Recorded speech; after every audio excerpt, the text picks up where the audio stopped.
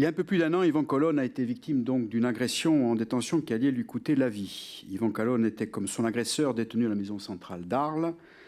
Le statut de détenu particulièrement signalé auquel il continuait d'être soumis ayant toujours empêché son rapprochement pratique en Corse au sein de l'établissement de Borgo. Monsieur le Premier ministre, en raison de l'obligation de déport à laquelle était et reste astreint le garde des Sceaux, vous êtes à la fois le dernier responsable politique à avoir maintenu le statut de détenu particulièrement signalé d'Yvan Colonne et le premier, le seul, à l'avoir levé par la force des choses. Il y a un an jour pour jour, le 8 mars 2022, dans les circonstances que l'on sait désormais. Le statut de DPS de messieurs Alessandri et Ferrandi sera levé quelques jours plus tard, le 11 mars. Cette décision, bien évidemment, interroge. Évidemment, même si dans le cas de messieurs Alessandri et Ferrandi, nous ne pouvons que nous réjouir de ce qu'elle aura permis, enfin, leur rapprochement familial en Corse et par suite, par décision de justice, des aménagements de peine ayant conduit à leur projet de semi-liberté. Mais, évidemment, nous sommes là dans le cadre de notre commission d'enquête pour refaire l'histoire de ce qui s'est passé. Je serais tenté de dire de deux choses l'une. Soit, première hypothèse, les membres du commando d'Irignac satisfaisaient objectivement aux critères d'EPS au niveau de leur dangerosité notamment, parce que c'est cela qui nous occupe. Alors, en faisant preuve de la même rigueur évoquée jusqu'à ce jour devant cette commission, notamment par les administrations qui ont eu à répondre sur cette question et politiques concernées, ils auraient dû rester soumis à ce statut, même en dépit de l'agression. En suivant ce fil de rigueur, pour barbare qu'elle ait été, l'agression d'Yvan Colonne ne constituait pas une sorte d'ardoise magique à cet égard, puisque, à ce moment-là, le comportement en détention, le profil, les risques réels ou supposés associés à ces détenus n'ont pas, évidemment, subitement changé après le 2 mars, si l'on considérait vraiment les analyses précédentes. Soit, seconde hypothèse, il ne satisfaisait pas totalement aux critères, ou n'y satisfaisait plus. Et dans ce cas, évidemment, on peut s'interroger depuis combien de temps. Ils étaient alors en réalité maintenus sous ce statut pour des raisons souvent non pas objectives, mais politiques, étrangères à la seule et stricte application du droit, ce que j'ai appelé, même si d'aucuns ont pu considérer ces propos durs, la vengeance d'État les concernant lors de la question au gouvernement que je vous ai adressée directement concernant le nécessaire rapprochement en Corse et leur demande d'aménagement de peine, en particulier le 19 octobre 2021, soit 5 mois avant les faits. Il n'y a pas pour nous ici, à ce stade, pour l'instant, de troisième voie. On peut évidemment comprendre la levée du statut DPS qu'elle ait été décidée après l'agression pour des raisons politiques, afin de favoriser l'apaisement. Mais si la levée a été décidée pour des raisons politiques, cela ne signifie-t-il pas que ce statut avait été maintenu pour des raisons politiques également? Et depuis combien de temps? On ne peut pas ne pas l'envisager. Vous savez que nous sommes, pour certains d'entre nous, largement convaincus, comme de nombreuses personnes, surtout à la lumière de certains précédents lourds de sens. Vous n'étiez pas en fonction, mais comme par exemple la fausse réunion d'une commission locale d'EPS dans le cas d'Yvan Colonne à Toulon en 2011, ce qui a mis en exergue les contentieux, notamment au niveau du tribunal administratif de Toulon en 2012, ou le revirement de position soudain de la commission locale d'EPS de Poissy en 2022, concernant messieurs Alessandri et Ferrandi. J'insiste, et nous savons tous, la situation et le profil des intéressés dans leur parcours carcéral n'avaient pas changé, comme par magie, du fait de l'agression. Au-delà de ce sujet, nous souhaiterons, entre autres questions évidemment, vous interroger sur la prison de Borgo.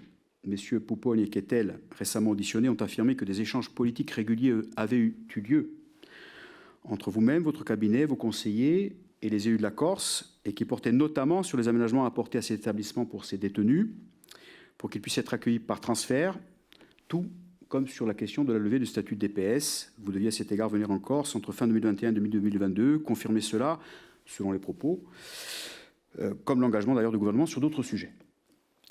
Des marchés auraient été passés, des travaux engagés, donc nous allons évidemment vous demander si vous confirmez ces échanges politiques et le début de réalisation de ces travaux. Monsieur le rapporteur. Merci Monsieur le Président, Monsieur le Premier ministre, mes chers collègues.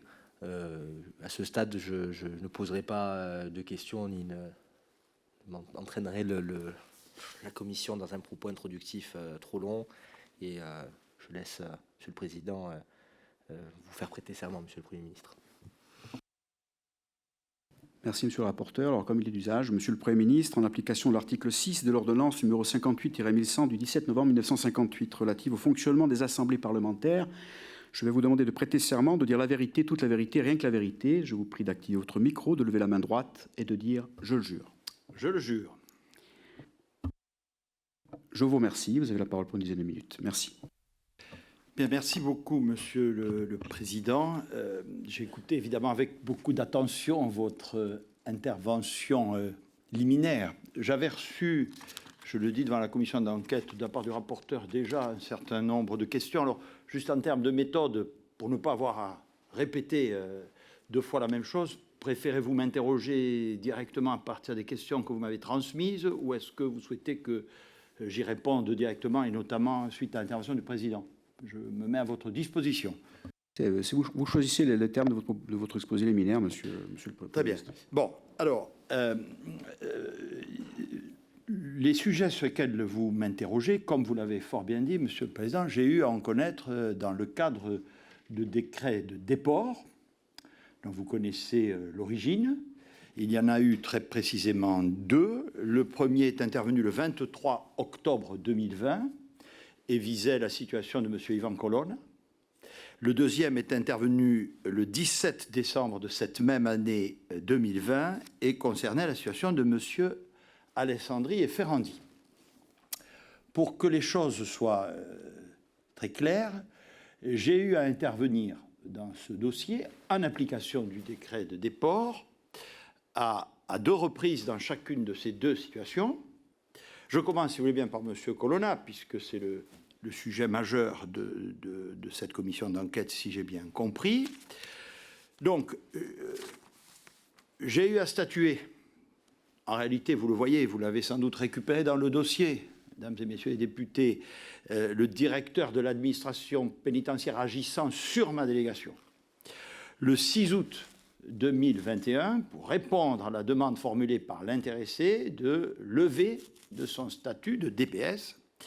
Et effectivement, comme vous l'avez dit, Monsieur le Président, j'ai opposé une décision de refus.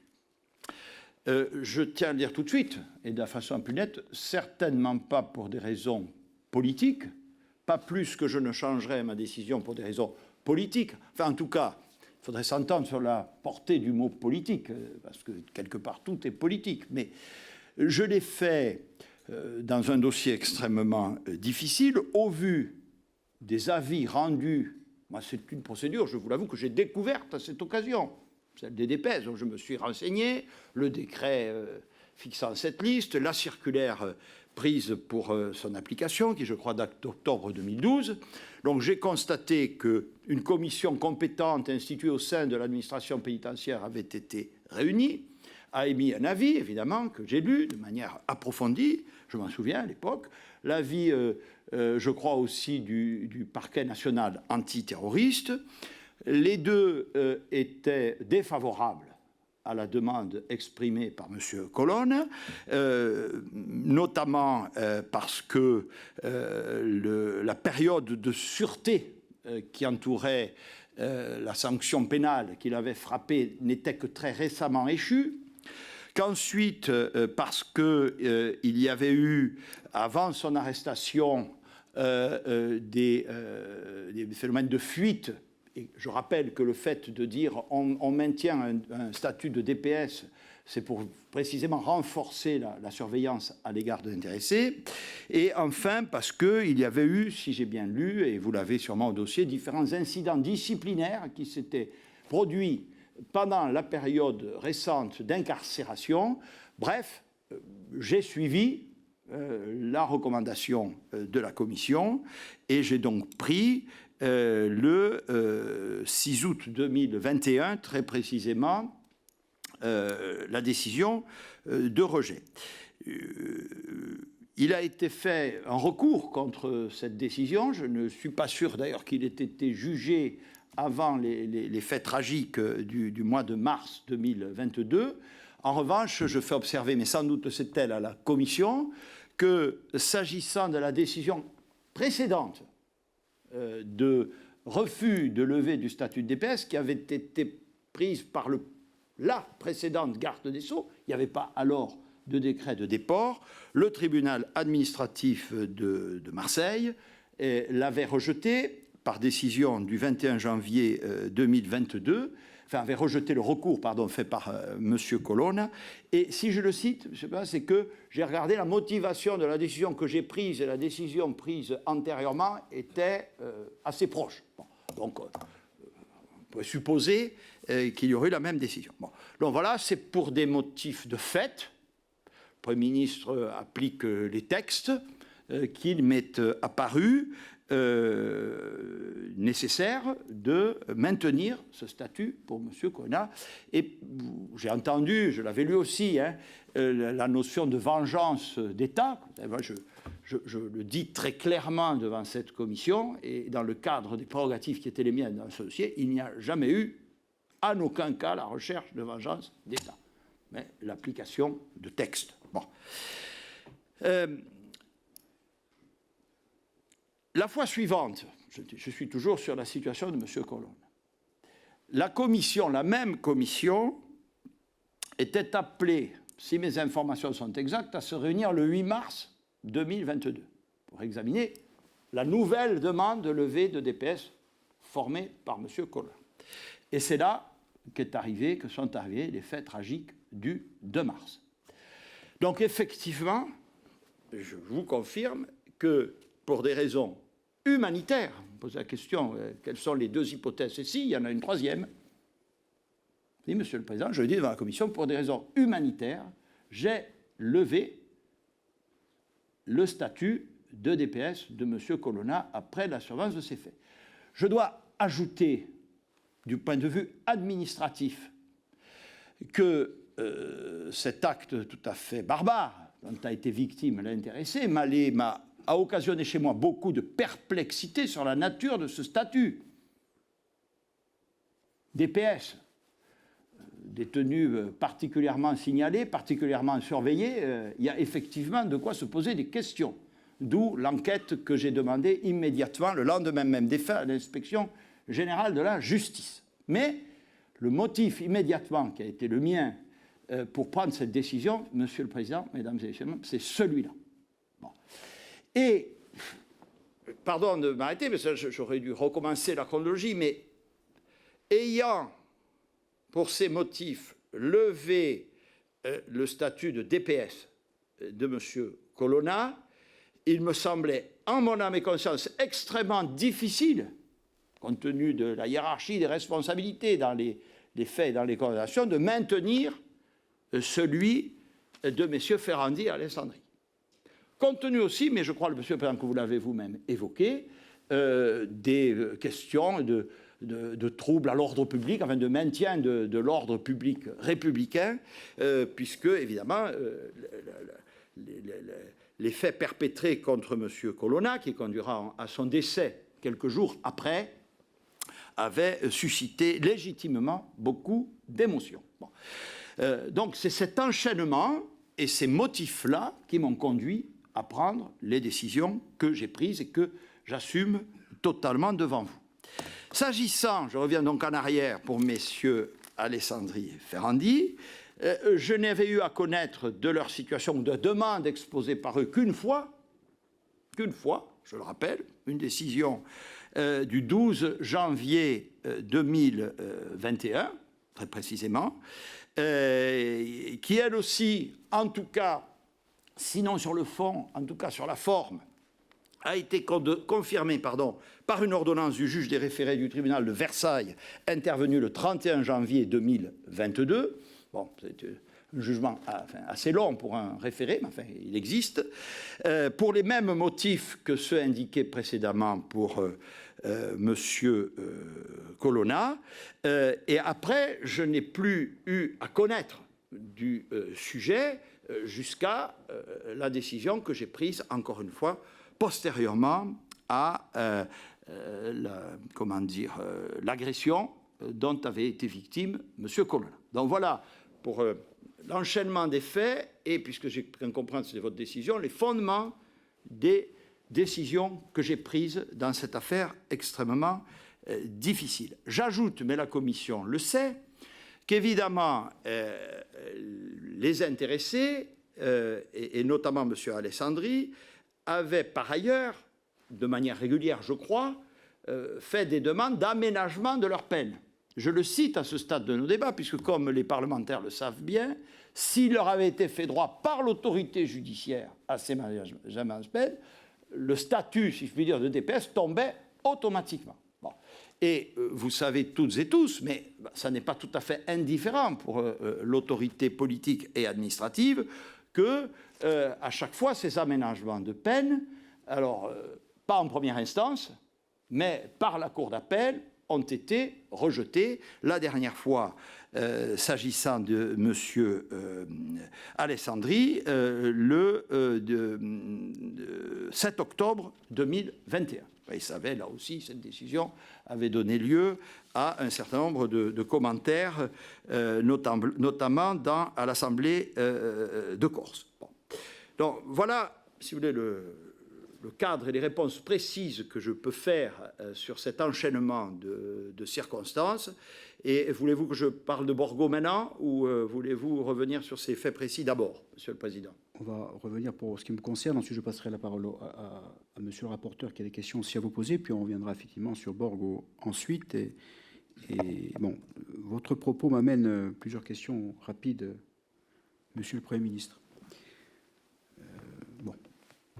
Vous dites, à l'instar évidemment que d'autres acteurs qui sont venus à nous, qu'il n'y avait pas de logique de vengeance concernant ces détenus, comme on nous a expliqué ici à plusieurs reprises qu'il n'y avait pas de gestion particulière, tout en nous disant, je cite, je parle d'autres acteurs qui sont venus devant nous, qui avaient quand même un process particulier concernant les détenus basques et corses, parce que pour des raisons plus larges, je ne cite pas la personne qui l'a dit devant l'audition, mais c'est un responsable politique éminent, dont acte. Nous connaissons évidemment les critères de l'instruction ministérielle du statut DPS en question, et je paraphraserai encore une nouvelle fois, le rapporteur et les autres membres de la commission seront un petit peu blasés de l'entendre, mais c'est une réalité qui est évoquée dans ces travaux, les propos du directeur de l'administration pénitentiaire lui-même devant cette commission sur les 6 critères évoqués.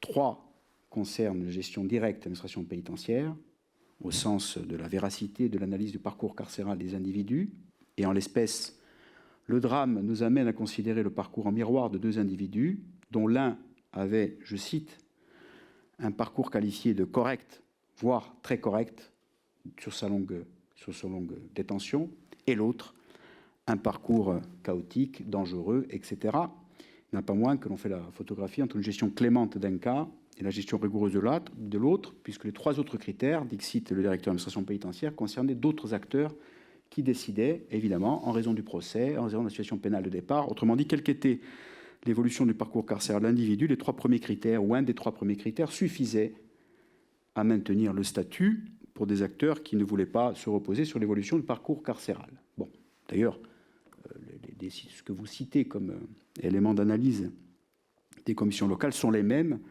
que l'on soit en 2021, en 2020, en 2018, en 2011 ou en 2012. Il y a eu l'épisode que je vous ai évoqué du contentieux où le tribunal administratif de Toulon en première instance, puis la cour administrative d'appel de Marseille donne raison aux avocats de Colonne sur l'excès de pouvoir avec la fausse commission locale DPS fabriquée à Toulon, indiquée par le tribunal administratif de Toulon pour le seul exemple qui était mis en exergue de cette attitude où on a mis de l'ingénierie en capacité de nuire. C'est pas moi qui parle, c'est le tribunal administratif de Toulon. Donc on connaît cette capacité à répondre sur les critères. Néanmoins, il se confronte au parcours carcéral de réel de l'individu.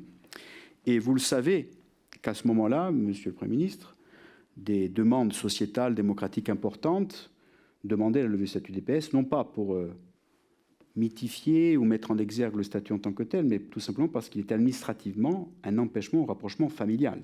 C'était la question du rapprochement familial qui était importante. Ce n'était pas le statut en lui-même. Autrement dit, nous y viendrons dans un second temps, s'il y avait eu des aménagements peu coûteux du centre de rétention de Borgo, tout en étant DPS, ce qui comptait, c'est qu'il soit rapproché, eu égard à la longue distance. Je rappelle quand même qu'Yvan Colonne ne voyait pas sa mère depuis 15 ans, qu'il ne voyait plus son jeune fils depuis 3 ans, ni son père malade. Donc c'est factuel. Ce sont des réalités factuelles pour lui comme les autres détenus. Donc la question était le rapprochement familial tel que demandé politiquement, d'un point de vue humanitaire, là-dessus. Bon, vous dites qu'il n'y a pas eu de vengeance ou qu'il n'y a pas eu de gestion politique. Vous me permettrez de faire un dernier point là-dessus. Vous prenez la décision concernant Pierre Alessandri. Vous avez parlé donc de janvier 2021, mais vous la prenez après que la commission locale DPS de Poissy donne un avis favorable à la levée. Autrement dit, dans un des cas, Yvan Colonne, vous nous citez à juste titre sur la question des 6 critères DPS, le fait que la commission locale, pour les raisons que vous avez invoquées, donne un avis défavorable à la levée.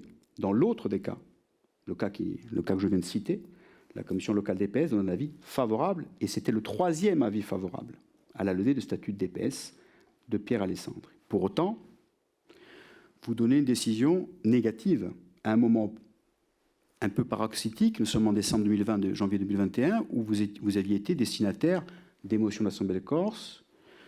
Vous ne pouvez pas ne pas connaître la tribune des 6 groupes parlementaires qui avaient demandé l'apaisement de ce dossier des commandes de Rignac. Jusqu'à 6 groupes parlementaires signent une tribune dans Le Monde. Donc la question, je vous la pose directement. Vous étiez détenteur de pouvoir réglementaire, donc politique, et évidemment, vous n'étiez pas lié aux commissions dans aucun des cas, ni dans un sens, la preuve en est, ni dans l'autre d'ailleurs, puisque vous l'avez démontré, il n'y avait pas d'avis lié. Pour autant, vous avez pris un avis négatif à un moment qui est un moment charnière. Donc, moi, je vous pose la question, qu'est-ce qui a fondé votre avis? Est-ce que d'autres experts ou d'autres commissions nationales sont venus vous dire qu'il fallait, malgré la commission d'experts locale qui avait donné un avis favorable pour la 3e fois, à un moment où c'était très important, qu'est-ce qui a fondé en analyse scientifique et politique votre avis? Bon, et ça m'amène évidemment à vous poser la question, est-ce que la prégnance de l'acte pour lequel ces détenus avaient été condamnés, c'est-à-dire l'assassinat d'un préfet de la République, n'a-t-il pas pesé trop dans votre décision à ce moment-là, comme je vous mets à l'aise, comme d'autres premiers ministres ou d'autres gardes des Sceaux avant vous? D'accord? Je parle de manière structurelle dans la continuité de l'État sur ce dossier. Est-ce que vous avez été amené à rencontrer les parties civiles, la famille Erignac, sur ce dossier, inquiète ou pas du rapprochement de l'aménagement de peine? Avez-vous échangé sur ce dossier pour prendre cette décision-là avec les cabinets de l'Élysée? Ce sont des questions que l'on s'est posées, que l'on se pose. Parce qu'il faut aujourd'hui solder ce passé, cette histoire. Il faut regarder le passé parce que nous sommes face à une affaire grave. On parle de l'assassinat, même si ce n'est pas lié à l'assassinat directement dans les faits, ce dont on parle. Le fait est que s'il y avait une gestion un peu plus anticipée du rapprochement, Yvan Colonne peut-être serait vivant, et certainement aujourd'hui. Donc ça, c'est une réalité qui est liée. Elle n'est pas liée aux faits, mais elle est liée consécutivement à la capacité ou non d'avoir pu réaliser des actes en temps et en heure. Donc c'est la question que je vous pose à l'aune de ce que je viens... Les 2 questions que je vous pose à l'aune de ce que je viens de vous évoquer concernant le fait que vous n'avez pas suivi la commission locale DPS de Poissy en 2020. Oui, alors d'abord, vos premières questions concernaient M. Colonna. Quand j'ai eu affaire aux avis relatifs à la levée du statut de DPS de M. Colonna, tous les avis étaient négatifs. Comme vous dites, si j'avais pris une décision différente, il n'aurait pas été assassiné. Enfin, bon, là on va loin, pardonnez-moi de vous le dire. Bon, je reviens au premier cas. Dans les éléments que j'ai à l'époque, non, je vous dis tout de suite, je n'ai pas rencontré les parties civiles, enfin, je n'ai pas eu de contact extérieur. Je regarde le dossier en mon âme et conscience. Je regarde, il y a un avis du parquet national antiterroriste qui est négatif à la levée de ce statut. Le dossier m'arrive, le décret de déport est récent, et je considère que, compte tenu des éléments à ma possession, il n'y a pas lieu de faire droit à cette demande. Point. Et j'ai pas... C'est une décision que je prends moi-même, soyons clairs, puisque c'est la question que vous me posiez. Non, mais la question que je vous pose, c'est Pierre Alessandri, là. Ce n'est plus les avis négatifs de la commission locale. Les avis sont positifs pour la levée de statut. Oui, alors, il y a pas pour le maintien. Il y a effectivement un avis, mais là, je n'ai pas le dossier sur la main. Je crois que la commission a changé son avis. Non, monsieur le Premier ministre. Vérifier. Bon. Soyons, c'est très important. Ce que je vous dis est factuel. La commission locale DPS de Poissy, en 2020, donne un avis positif pour la 3e fois consécutive. Parce que vous n'êtes pas censé... Monsieur le Président, je ne garde pas souvenir de ça, et je garde un souvenir d'un avis défavorable du parquet national antiterroriste. Non, mais le parquet national antiterroriste n'est pas le droit en la matière. Vous avez un avis de commission locale, vous avez dit dans un des cas, on l'a bien entendu, le cas d'Yvan Colonne, que vous avez suivi l'avis, vous n'étiez pas lié, mais vous l'avez suivi, vous nous l'expliquez, dont acte. Dans le cas que je vous oppose, qui est le cas contraire, vous avez pris un avis réglementaire et politique à l'inverse d'une commission locale DPS qui avait décidé, dans un moment important, de lever le statut de DPS de Pierre Alessandri pour la 3e fois consécutive.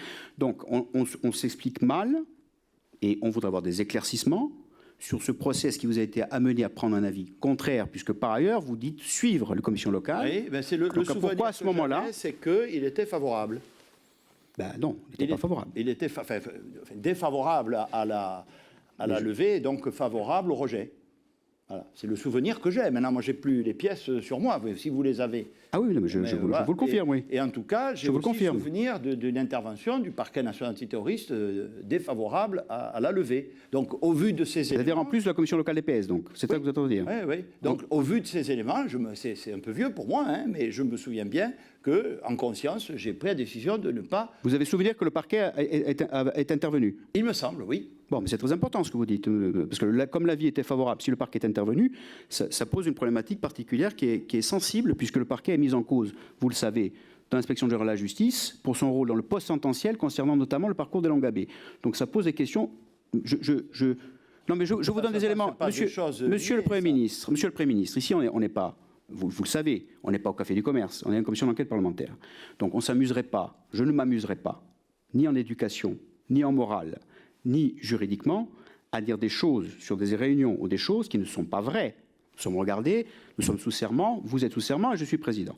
Donc, je vous explique notre problématique de réflexion sur le fiasco de la gestion. Vous avez parlé de perplexité sur ce stade de DPS, je veux bien reprendre à mon compte ce propos, puisque par ailleurs vous avez parlé d'une surveillance accrue qui, pour le coup, c'est factuel, n'a pas été respectée concernant les deux en question et l'acte en question. D'accord. Donc je reviens sur des faits. Donc les faits, je ne suis pas en train de vouloir... Je vous pose des questions que se sont posées toute la Corse et que nous faisons aussi un travail de pédagogie, de transparence et de démocratie à des moments clés de basculement qui nous ont fait rentrer dans un processus où on sait où il nous a conduits, et à travers l'acte et à travers les mobilisations qui ont suivi. Donc c'est important. Si vous me dites aujourd'hui, de votre mémoire, vous ne vous rappelez plus dont acte, que la commission locale ait donné un avis favorable à la levée du statut d'EPS concernant M. Alessandre, mais que vous dites que le parquet est intervenu, ce sont des éléments importants. Dans ma mémoire, j'avais, je le dis bien, des avis défavorables dans le premier cas, c'est-à-dire celui de M. Alessandri et Ferrandi, ce qui m'a conduit à prendre la décision du 12 janvier 2021. Voilà.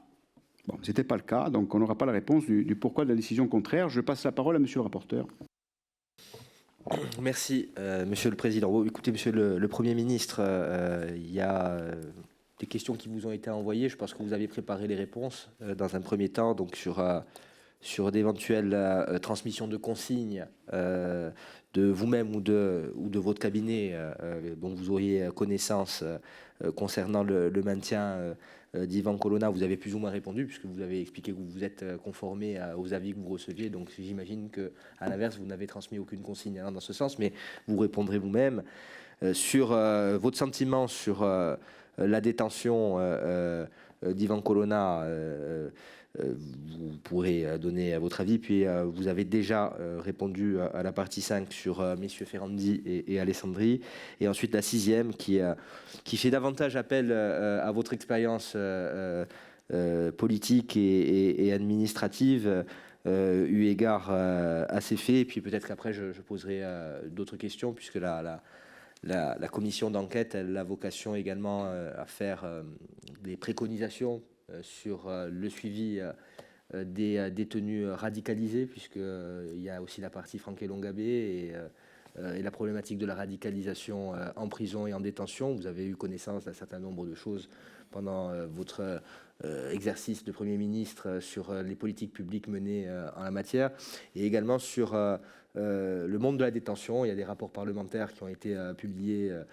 fort intéressants, puisque ce qui aujourd'hui nous amène à être ici, c'est aussi, et l'inspection que vous avez commandée l'a écrite noir sur blanc, et votre successeur a rendu rapidement, instantanément, public cette inspection générale de la justice, des défaillances qui, au dire de certaines personnes que nous avons auditionnées, notamment des membres de personnel de la pénitentiaire, qui ont qualifié d'actes non isolés le fait générateur qui nous amène à être présents ici, à savoir il y a beaucoup de violence en prison, il y a beaucoup d'agressions en prison. Est-ce que aujourd'hui, au regard de l'expérience qui a été la vôtre en tant que chef du gouvernement, vous avez un certain nombre de préconisations, d'avis à rendre sur la législation actuelle et les moyens mis à disposition, notamment du ministère de la Justice, concernant la vie pénitentiaire. Je réponds tout de suite. Oui, Très bien bien. Alors, donc, dans les questions auxquelles je n'ai pas répondu dans mon intervention liminaire, il y a donc la première, monsieur le rapporteur, comment avez-vous réagi à l'agression mortelle du 2 mars 2022 ? Avec stupeur, hein, quand j'apprends ça, évidemment, c'est un sentiment à la fois d'indignation et d'incompréhension. Comment, dans un univers qui est l'univers pénitentiaire, de tels faits peuvent être-ils commis, d'autant que j'apprends que les deux personnes, la personne agressée et l'agresseur, a également le statut de DPS, d'où ma remarque de tout à l'heure sur le caractère protecteur de ce statut. Voilà, donc je suis sidéré d'apprendre ces faits. Pourquoi avoir refusé avant ce drame de radier Yvan Colonna du répertoire DPS? Je crois, Monsieur le Président, avoir répondu à cette question tout à l'heure. Avez-vous ou votre cabinet reçu ou transmis des consignes avant cette même date visant à maintenir Yvan Colonna au répertoire des DPS? Je comprends ça là aussi. Hein, moi, je vous indique quand j'ai eu à statuer sur le cas de M. Colonna et les dates auxquelles je l'ai fait, et je vous ai donné une réponse exhaustive là-dessus. Avez-vous le sentiment qu'Yvan Colonna a été traité au cours de sa détention comme un détenu de droit commun? Je n'ai pas d'éléments de nature à pouvoir répondre, Monsieur le Président, Monsieur le rapporteur, à cette question. Voilà, je n'ai pas, en tant que Premier ministre, des détails. Aucun ne m'a jamais été, en tout cas, porté à ma connaissance qui me permettrait de donner une réponse éclairée et justifiée à cette question. La cinquième, c'est pourquoi a-t-il fallu attendre l'agression mortelle d'Yvan Colonna pour lever le statut de DPS d'Alain Ferrandi et de Pierre Alessandri? Donc, et en quoi cet événement a-t-il rendu obsolètes les critères justifiant jusqu'alors leur maintien au répertoire DPS? Je crois que cette question m'a déjà été posée par le Président dans son propos liminaire et que j'y ai apporté tout à l'heure la réponse. 6. Quelles leçons tirez-vous de l'agression mortelle du 2 mars 2022 et de ses causes? Au regard de votre expérience, souhaitez-vous formuler des recommandations ou des préconisations à la commission d'enquête? Alors, les leçons, évidemment, vous l'avez rappelé, je l'ai indiqué dans mon propos liminaire, immédiatement saisi l'inspection générale de la justice pour que la lumière soit faite, indépendamment par ailleurs de l'enquête d'instruction pénale ouverte par les autorités judiciaires et du travail de votre commission. On avait eu, ce qui était convenu, c'était que l'inspection générale des services judiciaires rende un rapport provisoire, ce qu'elle a fait le 22 mars, et je crois, vous l'avez dit d'ailleurs, monsieur le rapporteur, qu'elle a rendu son rapport définitif en juin, donc à un moment où je n'étais plus Premier ministre.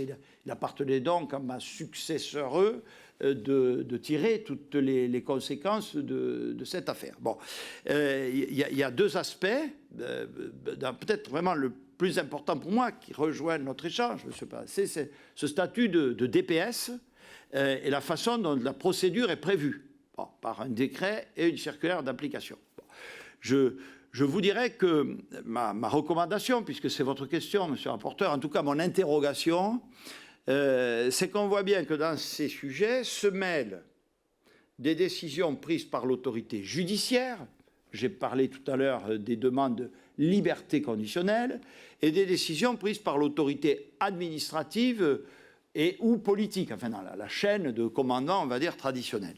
Je vous avoue que cela me laisse perplexe.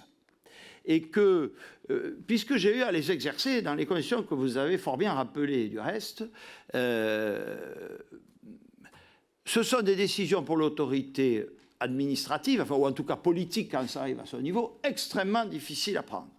Et que je me demande s'il n'y aurait pas lieu de faire évoluer le droit régissant le statut de DPS, d'abord peut-être pour lui donner un contenu plus précis, car il ne vous a pas échappé, mesdames et messieurs les députés, que ça résulte d'un décret, mais qui est dans le contenu pas très consistant, si vous me passez la formule, et qu'il renvoie à une circulaire, dont d'ailleurs, je ne sais pas si c'est le président le rapporteur, à rappeler les principaux items. Bon.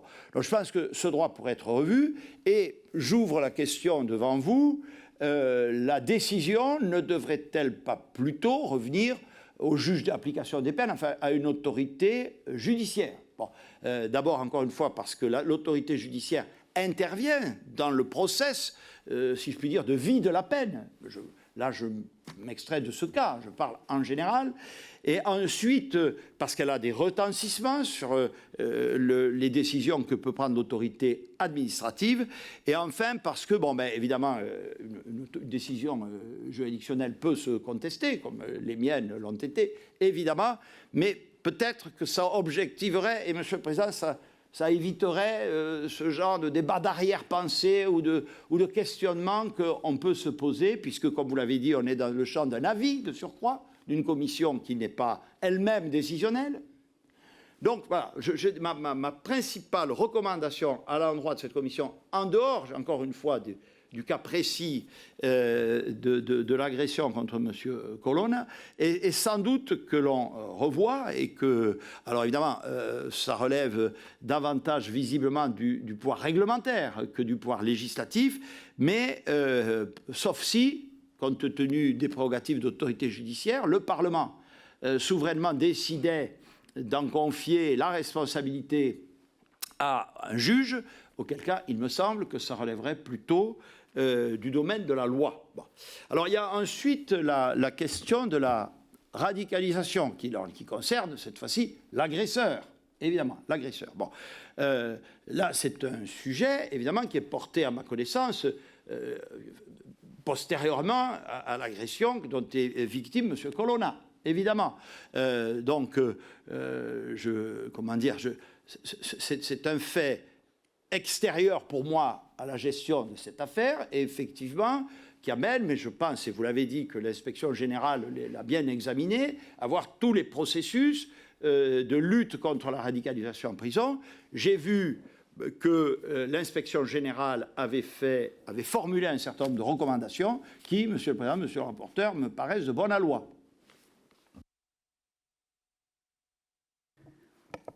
Monsieur le Premier ministre, avant de passer la parole à Monsieur Castellani qui l'a demandé, je veux revenir sur une question que je vous ai posée à propos liminaire, mais il ne me semble pas que vous ayez répondu, parce qu'effectivement, nous sommes là à la fois pour travailler pour l'avenir, dans les recommandations d'évolution des choses, et nous faisons notre travail, il me semble, de manière la plus honnête qui soit en la matière. C'est le sens notamment des questions et des réponses que vous venez d'apporter aux questions de Monsieur le rapporteur sur l'évolution potentielle du statut DPS, mais nous sommes aussi là, comme je l'ai évoqué, pour regarder ce qui s'est passé. Bien. Dans le champ des travaux de la commission sans implanter sur l'enquête judiciaire. Donc, parmi la question que vous avez posée en question liminaire, messieurs Pouponne et Kettel, devant cette audition, et d'autres acteurs nous ont affirmé qu'il y a eu des discussions nourries, politiques, entre vous-même, votre cabinet et les élus de la Corse, fin 2021, début 2022, notamment sur un tas de sujets corse, évidemment, pas que ce sujet-là, mais notamment sur la question des prisonniers et notamment sur la question du rapprochement familial, à savoir que ce rapprochement familial était posé sous deux éléments, soit la levée du statut de DPS, soit, et c'est dans cela que je voudrais que vous nous éclairiez, soit un transfert possible après un processus engagé d'aménagement du centre de détention de Borgo. Est-ce que vous pouvez confirmer devant cette Assemblée que ces relations ont bien eu lieu, que des travaux, des initiatives de travaux ont bien été engagées et que c'était bien à cette fin que ces travaux étaient engagés? Alors, Monsieur le Président, oui, des discussions ont eu lieu à mon niveau sur les questions relatives à la Corse en général. Évidemment, la question du statut de DPS, je vous le confirme, ont été évoquées.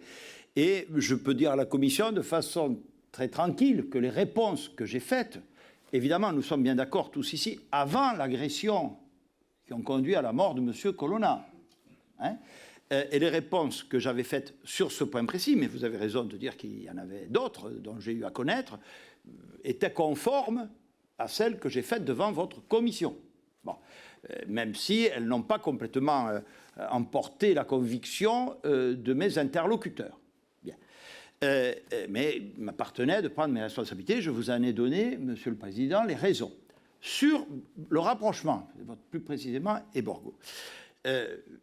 J'ai compris, en prenant connaissance du dossier, effectivement, que le statut de DPS imposait que ceux qui en font l'objet, ceux dont nous parlons ou les autres, soient incarcérés dans une maison dite centrale, c'est-à-dire justifiant des équipements faisant l'objet de la protection particulière. Bon.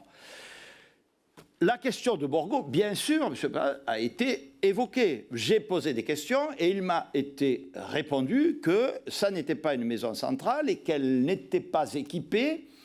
Dans ma mémoire, mais là aussi, je vous invite à vérifier, il me semble qu'il y avait même un rapport de l'inspection générale, sans lien d'ailleurs avec ces faits, mais sur la prison de Borgo, qui confirmait que, en droit, ou dans les faits, ni en droit ni dans les faits, plus exactement, elle ne pouvait, ce qui suppose, encore une fois, j'essaie d'être cohérent avec moi-même, la conservation du statut de DPS. Si, dès lors, plus exactement, que décision avait été prise de conserver le statut de DPS des intéressés, en l'état, il ne pouvait être transféré à Borgo. Bon. Alors, l'idée, je crois que c'était votre question, mais je veux m'en assurer auprès de vous, de dire, est-ce qu'on pourrait aménager la prison de Borgo pour qu'elle puisse répondre à ces critères? A été évoqué, je le dis devant votre commission. J'ai demandé à ce qu'on se penche sur cette question. Bon. Il m'a été répondu donc qu'il faudrait sûrement faire de lourds travaux, etc. Et moi, je n'en ai parlé qu'avec mon cabinet. Hein. Je précise que je n'ai jamais, par exemple, parlé de ça directement avec le directeur de l'administration pénitentiaire, hein, que ce soit bien clair. Mais je me demandais si des échanges ont eu lieu. Je ne sais pas quelle formule vous avez employée. Oui. Et donc, lorsqu'arrive dans le début de 2022, je ne sache pas que des travaux, en tout cas visant à satisfaire aux critères d'une maison centrale, aient été engagés. Sauf si vous avez des informations, mais en tout cas, à ma connaissance, non. Alors, je vous confirme que des marchés ont été engagés. Je vous confirme qu'effectivement, qu'ils sont dans la suite de l'inspection de fonctionnement dont vous faites état d'octobre 2020, dont nous allons nous procurer un certain nombre de documents en termes de lettres de mission et de conclusion qui a eu lieu sur le centre de détention de Borgo, lancé sous votre gouvernement, du moins par le garde des Sceaux, qui faisait suite à Mme Belloubet. Donc ça, c'est un point important. Et que, je dirais, contrairement à certaines déclarations qui ont été faites ici par d'autres acteurs, des marchés ont été lancés, comme le marché de la vidéosurveillance, notamment, et du Mirador, qui devait faire pour sécuriser le centre de détention en vue de, y compris, réaliser des quartiers d'accueil de, je cite, détenus nationalistes corses. Donc, cette question est importante. Y compris pour en faire une maison centrale susceptible d'accueillir des DPS? On ne parle pas de maison centrale, on parle d'accueil. Il me semble que la discussion que vous aviez, et vous me dites si c'est oui ou si c'est non, c'était soit on lève le statut de DPS, vous avez répondu, même si on a un échange contradictoire, soit le transfert possible, et c'est le sens de ma question, c'est un engagement potentiel de transfert, c'est ça la question que je vous pose, si aménagement réalisé. Voilà. Bon, donc on est bien d'accord sur les termes de la question et les termes de l'engagement possible en fonction des engagements réalisés. Et je vous confirme que, pardon, puisque les mots, comme vous dites, ont un sens, j'ai compris jusqu'ici, enfin on m'a expliqué que pour pouvoir retenir des détenus au statut DPS, il fallait avoir que la prison, l'établissement pénitentiaire, le statut de maison centrale, avec tout ce que ça ou aménager un quartier spécifique, ce qui était bon. Bon, ça c'est très bien. Merci pour vos réponses. Je vais donner la parole à M. Castellagne. Merci, Monsieur le Président.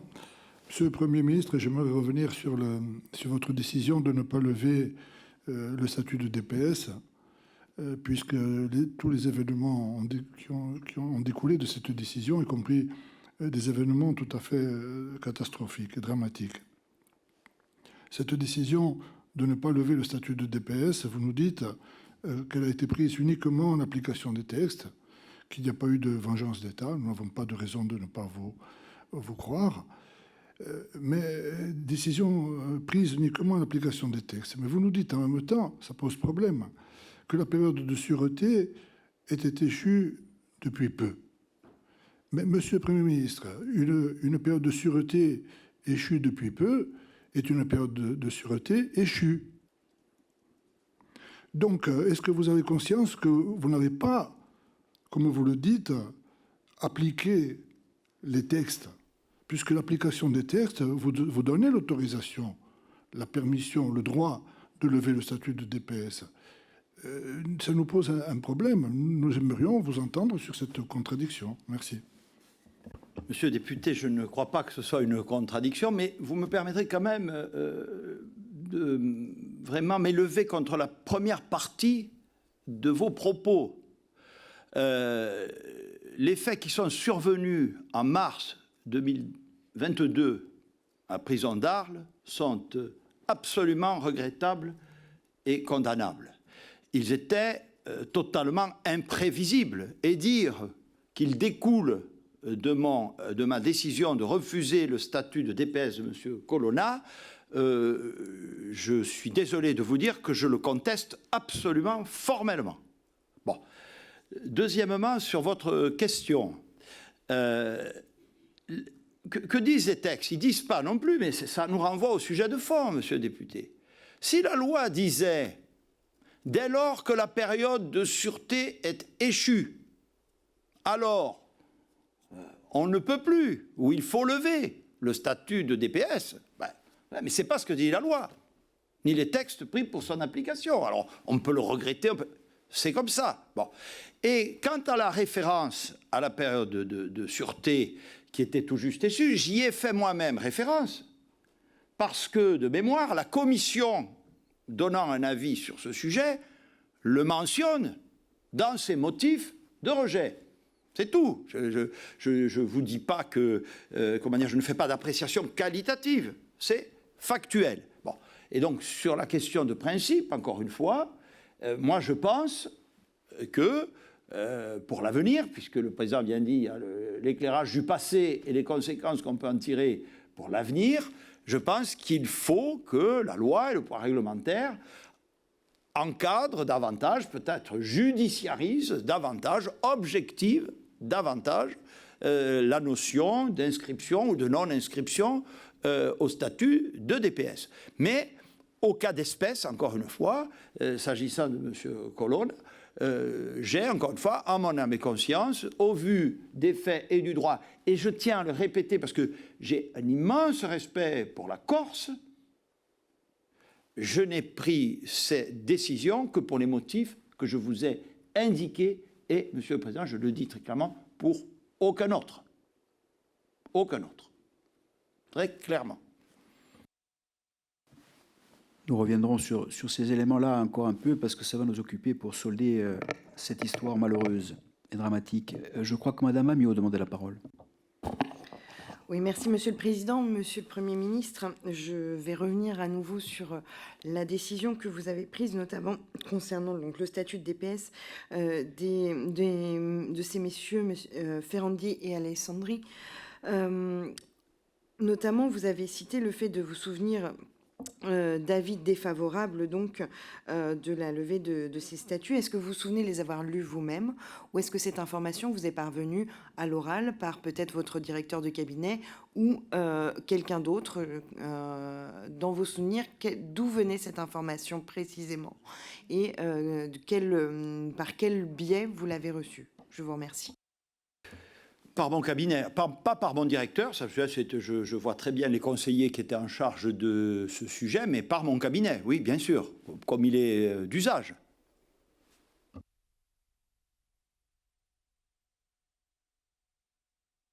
Avez-vous lu vous-même les documents dont il s'agissait ou pas? Comme j'ai retrouvé dans mes dossiers, vous voyez, puisque je prête serment, l'avis de la commission concernant M. Colonna, puisque de surcroît, l'objet de votre commission concerne les faits dont il a été victime. Celle-là, je l'ai retrouvée, donc si je l'ai, c'est qu'à l'époque, je l'ai lu, et ça, j'en suis sûr. L'autre, je ne peux pas vous répondre de manière catégorique. Aujourd'hui, je ne sais plus si je l'ai lu ou si, comme l'introduisait votre question, il m'en a été fait relation. Monsieur le rapporteur, peut-être ce serait peut-être une pièce qu'on pourrait demander pour des pièces a posteriori de l'audition. Je vous remercie. On prend note de la demande, on voit comment la traiter. Je crois que M. Colombagne a demandé la parole. Merci, Monsieur le Président, Monsieur le rapporteur, Monsieur le Premier ministre. En Corse, on doit absolument, à travers ces auditions, sortir la théorie des complots pour, mettre à plat tous les dysfonctionnements. On doit expliquer aux Corses, et pas qu'aux Corses, comment un détenu a pu être agressé sauvagement, sous les yeux d'une cinquantaine de caméras, si je ne dis pas de bêtises, pendant plus de 12 minutes, avec un parcours, avec un autre détenu qui a un parcours absolument hallucinant dans ces prisons. Je me parlais de Elongabé. Voilà. Sur ce parcours, nous, on s'interroge toujours sur ce maintien du statut de DPS, parce que depuis que nous sommes arrivés au Parlement, avec mes collègues Aquaviva, Castellani, depuis 2017, nous n'avons pas cessé de demander la levée de ce statut de DPS qui aurait permis de ramener ces détenus en Corse. Nous avons été rejoints tout doucement par d'autres groupes du Parlement. Bruno Quetel, François Pouponne, ils n'ont pas cessé d'intervenir à nos côtés. Jean-Jacques Ferrara, c'était une demande transpartisane. Et de 2017 à 2020, la commission locale s'est systématiquement prononcée pour la levée du statut de DPS. En 2020, fait exceptionnel, Monsieur le Premier ministre, cette commission ne se réunit pas. En 2022, on a la stupeur de voir que cette commission aura un avis, selon dans quel angle on se place, sur mesure, pour vous permettre de dire que le statut de DPS, il faut le maintenir, alors qu'aucun fait de dangerosité n'a été rapporté, il n'y a pas d'éléments nouveaux, il n'y a pas d'incident en prison, et donc ça fait partie des éléments qu'on a besoin de clarifier. Encore une fois, je reviens encore sur ce sujet-là, que mes collègues ont déjà soulevé, parce que ça permettrait de lever cette théorie du complot.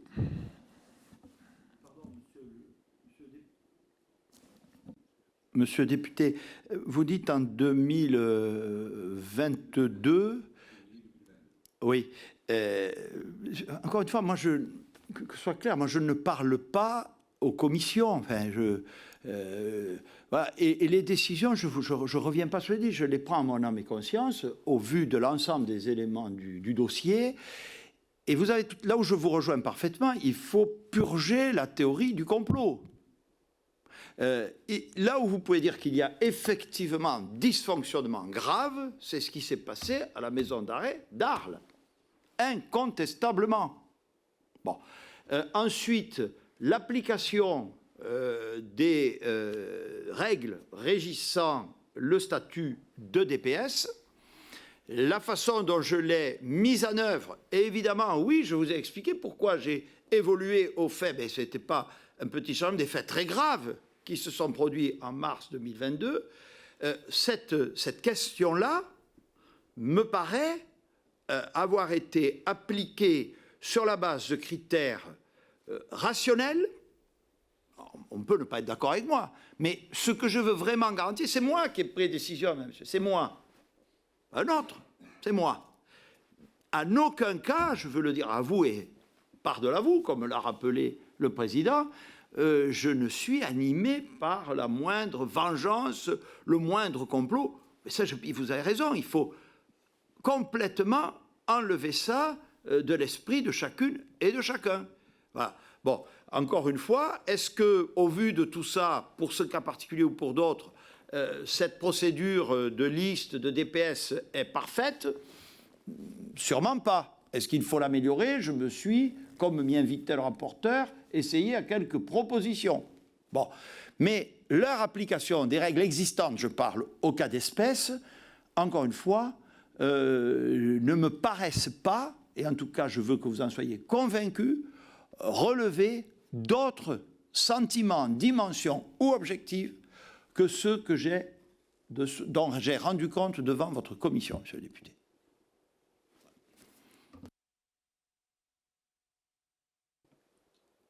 Est-ce qu'il y a d'autres questions? Pardon? Monsieur Dessigny, après monsieur le rapporteur. Merci, Monsieur le Président. Monsieur le Premier ministre, en ce qui concerne Monsieur Elongabé, on parle d'une personne qui a un profil très particulier. C'est un soldat islamiste qui est sur le même statut que d'autres DPS. Il était dangereux, il était renfermé sur lui-même, il avait fait preuve à multiples reprises d'un comportement agressif, y compris au niveau des gardiens et au niveau des autres détenus. Et pourtant, il était dans ce qu'on pourrait appeler une marche forcée vers la sortie, accompagné de manière à ce qu'il puisse pourvoir, y compris un poste d'auxiliaire qu'il avait obtenu. À la suite de cette affaire, donc on a vu les conséquences. À la suite de cette affaire, vous avez dit tout à l'heure que vous aviez saisi l'IGS oui, pour faire un point sur cette situation. Mais ce n'est pas le seul, M. Elongabé, qui aujourd'hui est dans des maisons centrales. Il y en a d'autres. Il y a d'autres Elongabé qui sont dans le même cadre. Est-ce que vous pensez qu'il faut mettre en place un dispositif particulier pour ce type de profil et peut-être, je ne sais pas, conditionner leur sortie? Parce que là, c'est des personnes qui sont susceptibles de sortir à la fin de leur peine, ce qui, dans un état de droit, est normal. Mais là, selon ces profils-là, on sait que derrière, on voit que derrière, on constate que le danger reste le même que lorsqu'ils sont rentrés. D'abord, réponse factuelle. Bon, moi, évidemment, mais ça, la commission n'en doute pas. Je n'ai jamais entendu parler de M. Elongabé avant qu'il commette les faits dont nous parlons cet après-midi. Jamais. Bon. Donc, vous avez raison de le rappeler. Dès que ces derniers sont portés à ma connaissance, je saisis l'inspection générale des services du ciel. Et je le rappelle quand même, une instruction pénale est ouverte, je suppose toujours en cours, dont nous espérons tous qu'elle fera très clairement la lumière sur ce qui s'est passé et sur l'identification des responsabilités et des suites pénales que ces dernières méritent. Bon. Et dès lors, évidemment, ai-je besoin de rappeler à la Commission que cette instruction pénale est déclenchée, évidemment, le gouvernement ne peut plus interférer. Donc, il y a cette enquête, j'en ai lu les conclusions provisoires, mais surtout les conclusions définitives. J'étais plus Premier ministre. Il me semble qu'aux questions que vous posez, elles apportent des réponses à la fois plus précises et plus circonstanciées que je ne saurais le faire. Et effectivement, elles mettent en évidence qu'il y a un sujet, qui dépasse, puisque j'ai bien compris que telle était votre question, le cas d'espèce. Bon. Et donc, il faut évidemment, me semble-t-il, et ça appartient notamment à l'administration pénitentiaire et à la représentation nationale, comme on dit, chacun en ce qui les concerne, de tirer là aussi toutes les conséquences, notamment sur le comportement des personnes radicalisées ou par ailleurs des personnes présentant des troubles psychiques susceptibles d'être dangereux en milieu carcéral. Monsieur le rapporteur. Merci, Monsieur le Président. Monsieur le Premier ministre, je voudrais revenir sur le contexte, en réalité. La question de mon collègue Colombagne je dirais, rappeler que, effectivement, suite à l'agression dont Yvan Colonna a été victime, des femmes et des hommes en Corse, de tous bords politiques confondus, j'insiste vraiment sur cela, ont émis un certain nombre d'hypothèses qui relevaient de la théorie du complot. C'est important de le rappeler parce que d'abord, je suis le seul député non nationaliste de la Corse dans cette Assemblée. Je suis membre de la majorité présidentielle et mon parcours politique s'est inscrit uniquement dans la famille de la droite républicaine. Et pour ma part, j'ai vécu depuis 25 ans, puisque nous avons commémoré le 25e anniversaire de l'assassinat de M. le Préfet, cette histoire en tant que militant, et non nationaliste. Cette commission, elle a une vocation effectivement à faire des préconisations, c'est une commission d'enquête, mais elle a aussi une vocation politique, citoyenne, majeure, et moi je voulais vraiment revenir là-dessus. Pourquoi est-ce que cette question est posée, Monsieur le Premier ministre, vous le savez, parce que les rapports entre la Corse et l'État ont parfois été conflictuels, et qu'il a été démontré par la justice que parfois des agents de l'État étaient susceptibles d'y commettre des fautes lourdes, des délits, voire même des crimes, et que dans le cœur de l'ensemble des Corses, qu'ils soient nationalistes ou pas, cela a laissé beaucoup de meurtrissures. C'est pour ça que cette question revient. Et c'est pour ça que, en tant que député, moi aujourd'hui, ce que je voudrais encore une fois vous dire, c'est, et évidemment pour que vous le répétiez, parce que je crois que la vertu de la pédagogie, c'est aussi l'art de la répétition, c'est que dans le cadre de l'exercice de vos responsabilités, parce que vous avez été également quand même directeur adjoint, secrétaire général adjoint de l'Élysée, sous Nicolas Sarkozy, que vous avez exercé la responsabilité de chef du gouvernement de notre pays, de dire ce que vous avez à répondre à celles et ceux qui, de bonne foi, en Corse ou ailleurs, considèrent que les événements qui se sont produits le 2 mars à Arles étaient, d'une manière ou d'une autre, soit par le pouvoir politique, soit par le pouvoir administratif. Sur la partie judiciaire, je vous dirais qu'à titre personnel, je ferai une petite insert, puisque le pouvoir judiciaire est indépendant dans notre pays, il rend des décisions souverainement au nom du peuple français. Je me suis fait quand même à l'idée qu'il y avait un traitement particulier des hommes qui avaient été condamnés. Je suis avocat de profession, donc peut-être c'est une déformation de ma part, que certaines décisions de justice revêtaient un caractère assez particulier, notamment sur les maintiens de certains statuts, eu égard à la gravité, que personne ne nie, gravité extrême, des faits qui les ont amenés à être emprisonnés et condamnés.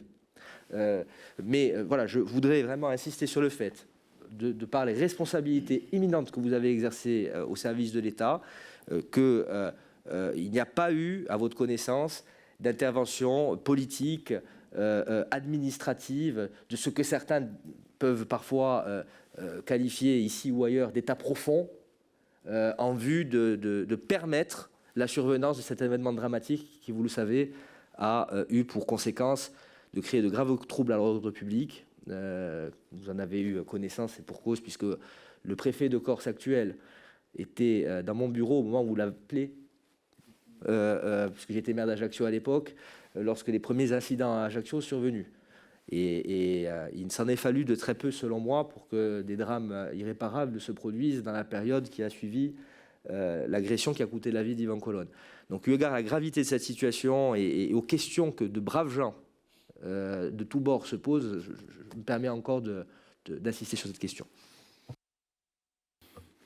Oui, merci beaucoup, monsieur le rapporteur. Vous avez raison. Nous parlons de faits très graves. Au départ, l'assassinat d'un préfet de la République. L'agression très grave qui s'est produite en univers carcéral.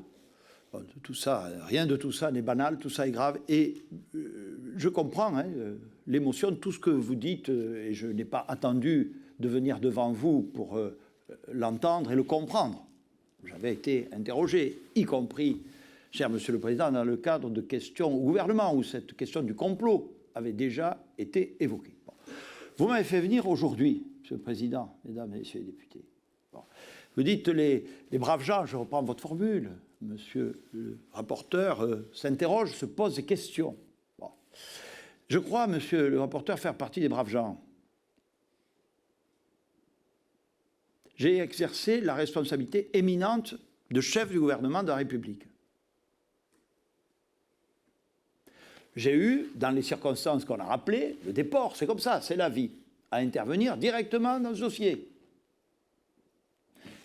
De toute façon, après, compte tenu de la dimension très forte des troubles à l'ordre public que vous avez rappelés et qui se sont produits après l'agression, puis le décès d'Yvan Colonne, le Premier ministre, quel qu'il fût, aurait dû en connaître.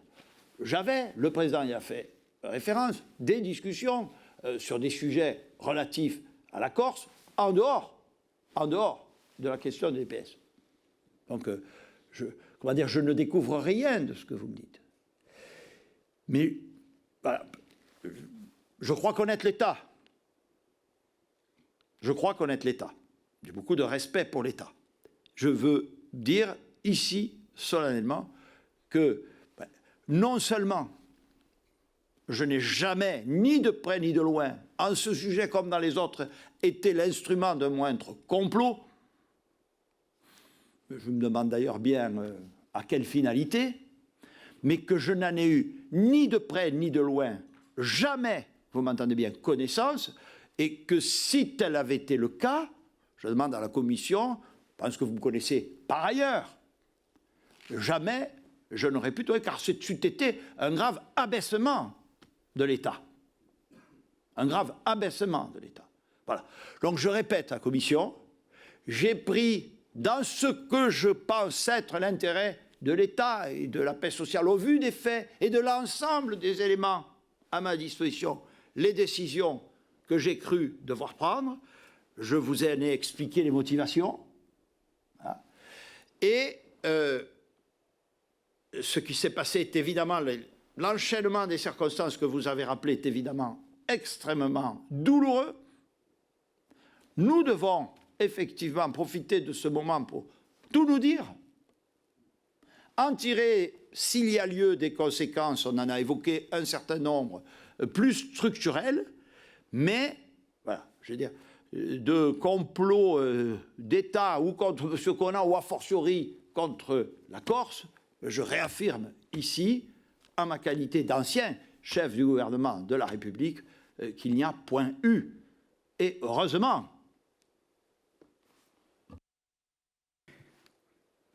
Monsieur le Premier ministre, je n'ai pas prévu de prendre la parole à ce stade, mais je pense qu'on est dans un moment important où il faut se dire, comme vous dites, toutes les choses avant de laisser la parole à Mme Agresti-Roubache qui l'a demandé, et à l'aune de la fin de cette audition qui avance, qui approche. Je pense qu'il faut rendre la dignité aux gens dans ce moment que nous vivons. Nous sommes de ceux, y compris avec nos convictions, avec notre histoire, les uns et les autres, qui avons toujours, en tout temps, en tout lieu, rendu la dignité aux membres de la famille Érignac, en tout temps, en tout lieu, quelles qu'aient été les vicissitudes. Parce que nous savons, dans une société de proximité, ce qu'est la mort d'un homme, dans une famille, nous savons ce que ça peut impliquer en termes de drame. Mais je voudrais aussi rendre la dignité à la famille d'Yvan Colonne. Parce que voyez-vous, quand je suis dans ces débats-là, et je ne surjoue pas, j'ai une image en tête. J'ai une image de ce petit garçon de 10 ans, au milieu des gens, noyé sous le monde, qui tient fort la main de sa mère, à l'enterrement d'un père qu'il n'a vu que quelques fois, qui a les yeux embués, hagards, il ne sait pas où il va. J'ai les yeux du premier fils qui serre la mâchoire. J'ai les yeux aussi du père malade et de la mère qui n'a pas vu son fils depuis 15 ans. Il n'avait pas le droit de subir la double peine. Il n'avait pas le droit, dans un soi-disant état de droit, de subir la double peine. L'État ne peut pas dire, ni sous votre gouvernement, ni sous les gouvernements précédents, qu'il n'y avait pas de demande de rapprochement familial fondée, qu'il n'y avait pas de demande d'aménagement fondée. Vous avez parlé d'un coût important, je peux vous garantir que le coût n'est pas important, il est de 150 à 200 000 euros pour l'aménagement d'un centre de détention de Borgo, que ça se savait, ça c'est le premier point. Et ensuite je vais aller plus loin, Monsieur le Premier ministre. Je ne veux pas vous mettre en cause personnellement, ce n'est pas ça l'enjeu. L'enjeu n'est pas là. Nous sommes députés. Je vais dire, moi, ce que j'ai entendu dans les couloirs, sans trahir n'importe quel secret de discussion que j'ai eu à avoir personnellement, mais que les deux autres ont eu aussi avec moi, concernant ces détenus. Parce qu'effectivement, on ne trouvera pas dans les critères DPS de capacité à pouvoir dire il faut qu'il soit rapproché parce qu'il a fait sa peine de sûreté. Les critères DPS sont suffisamment larges, c'est le propos de Laurent Ridel, pour qu'on puisse ouvrir le parapluie et dire ils ont été condamnés, ils restent DPS, quelle que soit leur évolution. Pas de problème. C'est écrit, on reste là, on ouvre le parapluie. La vérité des propos oraux que nous avons eus, parce qu'on aurait pu prendre la décision inverse durant toutes ces années. On aurait pu prendre, malgré les critères d'EPS, l'idée de lever ou de transférer ces personnes. On ne le faisait pas parce qu'il y avait la promesse de ne pas le faire. Parce qu'il y avait une promesse de ne pas le faire. C'est moi qui parle.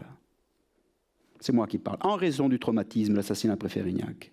En raison de l'extrême haine. Je vais vous dire une chose claire, monsieur le Premier ministre. Et parce que j'ai un peu d'éducation, je ne vais pas aller au bout, mais on pourrait le faire parce que ce n'est pas vraiment l'enjeu. Le lendemain de la venue de Gérald Darmanin en Corse, lorsqu'il y a eu les drames, nous avons été en possession de messages entre préfets en exercice. Vous entendez ce que je vais vous dire? Entre préfets en exercice, qui disent qu'il fallait décorer Elongabé, qui disent qu'il a fait ce qu'ils auraient dû faire depuis bien longtemps. Vous entendez ce que je dis? Alors de me dire, pour rendre la dignité à la famille d'Yvon Colonne, qu'il n'y a jamais eu de haine contre ces membres-là, qu'il n'y a jamais eu de haine qui allait au-delà du droit et que dans les propos oraux, on pouvait nicher l'arbitraire pour qu'ils ne soient jamais rapprochés, et encore moins libérés, même s'ils avaient de bons dossiers d'aménagement de peine, confère les appels systématiques du ministère public et le parquet national antiterroriste. D'ailleurs, décision cassée par la Cour de cassation in fine sur le fameux trouble à l'ordre public qui n'existait pas, parce que c'était le trouble à l'ordre public venait de leur non-libération et pas de l'inverse. On arrive enfin, après des moultes discussions, à ce que l'aménagement de peine suive le chemin du droit. Cette haine a existé. Elle a existé. Et ça, c'est rendre la dignité à la famille d'Yvon Colonne. Parce que c'est une réalité que nous avons rencontrée. Et je vais même aller plus loin. Vous pouvez me dire non, monsieur le Premier ministre. Ça n'enlèvera pas les réunions que j'ai eues et les discussions que j'ai eues avec un multitude de personnes. Je vais même aller plus loin. Dans le processus, c'était 2 et 1.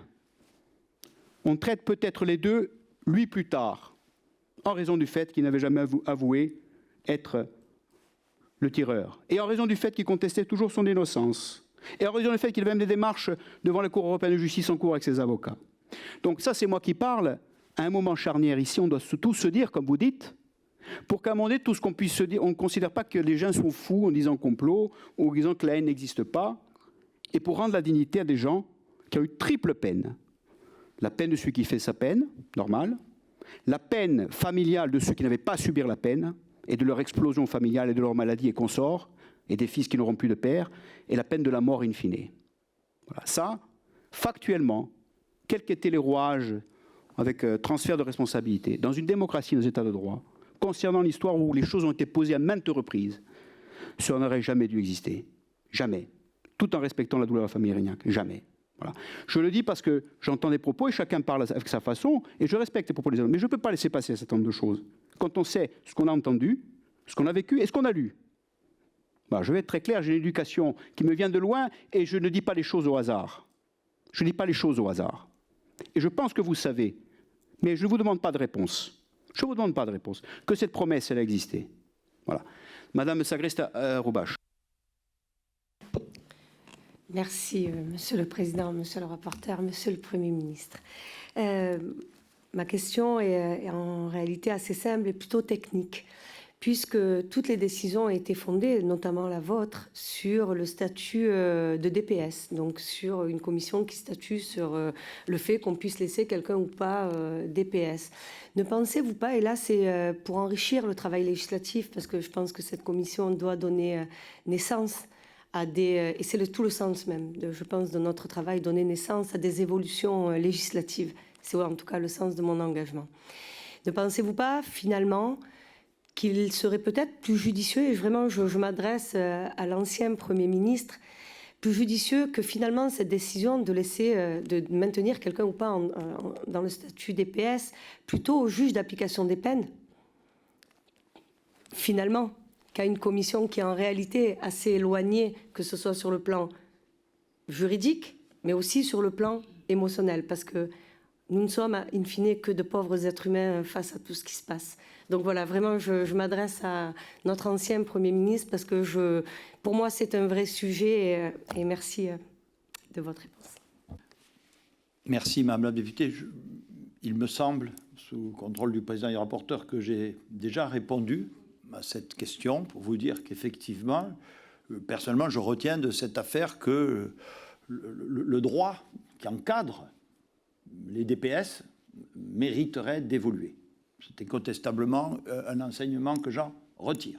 Bon, j'ai essayé d'articuler les motifs qui m'ont conduit à faire cette préconisation tout à l'heure, vous me permettrez donc de ne pas les répéter. Toutefois, puisque le rapporteur a évoqué l'état de droit, j'ai agi dans le cadre de l'état de droit. Et lorsque je faisais une dénégation au président, qui m'a dit « je ne sollicite pas de réponse de votre part », je veux simplement lui dire que, pas plus que le complot, c'est moi que vous avez devant vous aujourd'hui. La haine n'a jamais guidé, en cette matière comme en d'autres, mais je suis là devant vous pour parler de ce dossier, les décisions que j'ai eu la responsabilité de prendre. Et il faut effectivement que tout cela s'apaise. Il faut effectivement, je souhaite que ce soit aussi, le rapporteur parlait de vocation pédagogique de votre commission, le rôle de votre travail. Je vais me permettre de poser une question quand même liée à la trajectoire des choses. Vous savez que donc vous avez pris connaissance de l'Inspection générale de la justice. Vous avez eu à prendre connaissance d'un certain nombre de dysfonctionnements graves, je vous le cite, concernant ce qu'il s'est passé là-dessus. Nous avons été récemment destinataires d'un certain nombre de documents qui nous posent question. Et il se peut que des fautes plus lourdes encore que ce que prévoit l'Inspection générale de la justice, allez, on va dire ça de manière un peu mécanique, des fautes lourdes systémiques, avec des enchaînements d'actions peut-être ou d'actes de nuisance, voit le jour en sus donc des conclusions de l'inspection. Je veux parler de l'interrogation, par exemple, que nous avons à vivre en ce moment, de savoir si, lorsqu'on nous transfère le logiciel Genesis, dans lequel les agents de la pénitentiaire remettent toutes les observations quotidiennes concernant Franck Elongabé depuis 2014, de la plus petite, savoir s'il laissait pousser la barbe, à la conversation qu'il avait avec tel ou tel détenu, et puis au bout d'un moment, à partir du 29 janvier 2022, il n'y a plus d'observation. Zéro. Zéro jusqu'au drame. Zéro. Ce qui est très grave. Parce que soit il y a un défaut de transmission, ça peut se résoudre, soit ça veut dire qu'il y a eu un effacement de données. Il n'y a pas d'autre solution. De l'aveu des témoins que nous avons eu encore à avoir devant nous. Donc, tout cela pour vous informer que dans cette processus que nous avons à vivre, ma question repose sur la question, sur votre avis. Je vous demande un avis. Un des éléments de contradiction, outre celui que je viens d'évoquer, vient du fait que, nous le savons aujourd'hui, Franck Elongabé était connu des services de renseignement comme étant, je cite, extrêmement dangereux, aguerri aux armes de guerre, ayant pris part à des attaques contre les forces coalisées en Afghanistan, et donc qu'il était ce qu'on appelle haut du spectre ou haut du pavé des terroristes islamistes. Bon. Donc nous avons cette photographie qui nous est donnée par les services de renseignement. Et nous avons l'autre photographie qui nous amène à voir un individu, y compris notifié comme schizophrène par les autorités américaines et autorités françaises de renseignement, en plus d'être dangereux, qui est mis dans le circuit de ma marche quasiment forcée, quels qu'étaient les incidents qu'il ait pu commettre, de la détention ordinaire, et puis même avoir un emploi en service général. Est-ce que de votre avis, là c'est un avis que je vous demande, est-ce que vous considérez qu'il ait été normal que l'on n'ait pas transféré, comme le dit l'Inspection générale de la justice, Franck Elongabé en Caire, en quartier d'évaluation de la radicalisation? Est-ce qu'il était normal, eu égard à cette connaissance que nous avons fine aujourd'hui de son extrême dangerosité, qu'il ait eu à avoir un emploi en service général? Tel que vous comprenez, M. le Président, moi je n'ai pas connaissance de tous les faits que vous venez de rapporter. Bon. Moi, ma seule connaissance des faits résulte du rapport, et encore, je n'avais vu que la version provisoire du rapport de l'inspection générale. Bon. Et les faits qui sont déjà rapportés là, qui ne sont pas de l'intensité ou de la nature de ceux que vous venez d'indiquer, sont déjà très graves. Bon. Donc, pardonnez-moi, je ne peux pas donner un avis sur des faits que je découvre là. Ce que je dis, il y a des suites pénales, il y a votre commission d'enquête, il y a eu l'inspection générale, il faut tirer soit pour les personnes concernées, soit pour le fonctionnement du système, tous les enseignements que cette dramatique affaire appelle, dans la transparence et dans la clarté. Tous les enseignements. Bien, je me tourne vers mes collègues. Est-ce qu'il y a d'autres questions? Monsieur le rapporteur. Bon, je crois que nous allons donc mettre un terme à cette audition.